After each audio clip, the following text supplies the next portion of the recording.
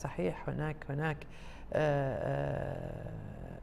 يعني أهالي المنطقة هم من يديرون النينوى اليوم، هم أهالي الموصل وليسوا ناس من خارج الموصل، وهناك قيادات عسكرية للجيش السابق، وهناك ناس يعني قيادات عشائرية، وهؤلاء لا يريدون تقسيم العراق ولا يعني يؤمنون. داعش أو قيادات عسكرية أخرى، معلومات تشير من أنه تم خروج جميع المسلحين إلى خارج مدينة الموصل، نعم. والآن الذي يدير الموصل هم بعض العشائر وبعض اللجان. هذا ما يعني هذا ما قلته، يعني أي. بالعكس الأوضاع في الموصل يتصلون الآن، ليس هناك اتصالات، لكن لحد الأمس يتصلون من الموصل وهم قلقين علينا، يقولون هم بخير، لكن قلقهم على الموجودين في بغداد وفي محافظات أخرى. طيب.